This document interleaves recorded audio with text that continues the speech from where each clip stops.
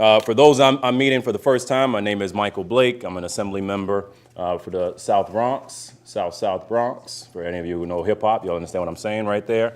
And also a vice chair for the DNC, recently elected. We're excited on having this conversation. And the main piece I'm going to keep talking through is how do you sustain the resistance? You know, because it's not just about having one day of activity and success, but how do you keep going in that way? I also have to say that, yes, while I am a Democrat, I'm wearing red today because today would have been my daddy's 83rd birthday. His favorite color was red. But in a sign of being bipartisan, I have blue socks on. So, we got to go, we got it all going in that manner, to keep it all going in that way. So let's see how we're doing here. All right. Can we have some fun? All right. So there's many things we want to talk through on tonight, and of course we want to keep amplifying the importance of this, and how do we ensure that we go not just from a moment but to a movement. There's a lot of successes you can have along the way, but you can't have a resistance if you're just resisting one time. Right? You can't talk about having progress if you're just showing up one day of the week, and you have to recognize that there's going to be a lot of victories that happen along the way. When we were with then Senator Obama on the first campaign, and we had won 12 primaries and caucuses in a row, I remember several of us were with him on the elevator, and we said, "Boss, why are you not more excited? We have a lot of momentum going right now." And he said, to quote Magic Johnson, "I'm not here for conference championships, I'm here for titles." And the point he was trying to make is you can't just get excited about one victory. You can't just say, I'm just going to have success today. How do I keep building upon it? But also understanding that if you want to have true success, you have to understand that it's not just about marching one time, right? You have to keep marching. It's not about organizing one time. You have to keep organizing. You can't just have positive legislation for one day. You have to keep being engaged in that way. So the intent of tonight is to talk through very clear metrics and ideas and how we build accordingly and respectively. And allow me to start with a few kind of top line points that goes through our mind. First, when we talk about how to sustain yourself, find your why. That's the first piece. Find your why.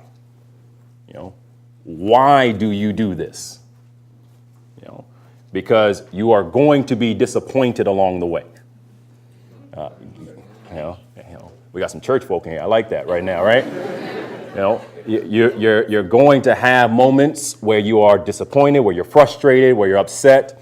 But David Seamus would tell us this all the time. Find your why. So if I'm trying to underscore the impact of whether it be the Women's March or economic justice or education, there has to be something deeper for me. So one of the many reasons I have such great appreciation for all the work that has happened for Children's Defense Fund and so many others.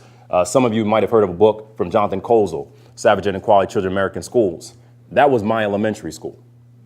I was there at that time. James Carter was my principal. So when we have conversations about education, it's not a theoretical conversation for me. And so find your why of why you're trying to do this in this manner. Secondly, is the rule of the 5 Ps, and that's how we're going to set the course on all of this. The proper preparation prevents poor performance. Proper preparation prevents poor performance. You can talk a good game about being a part of a movement, but you have to be detailed, and you have to be organized, and you have to think through the tactics of it all in that manner, and underscoring where you're trying to go and mobilizing in that way and in this respective way. So when we think about movements, it's also important to recognize that I understand we have a lot of different energy that's happening right now, but we are not the first, nor will we be the last movement. Sometimes we want to have pride of ownership as if we were the first one to organize. We're not. But that's an exciting reality because you can understand and underscore the respective impact that happens. For a brief anecdote of why this is relevant, I was able to build a very close relationship before she passed with Dr. Dorothy Irene Height, a titan that never really got the credit that was deserved in terms of some of the impact that she had in many ways, especially around the March on Washington. Because if you know the full history, there were people that were trying to have Martin give a shorter speech, and they were equally not wanting him to be the last speaker.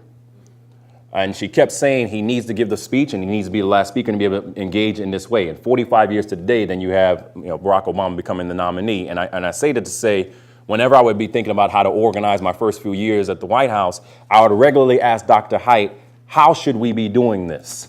Because what we can't do is just presume, because we're part of a resistance right now, that we're the first resistors. Everybody still with me? Right.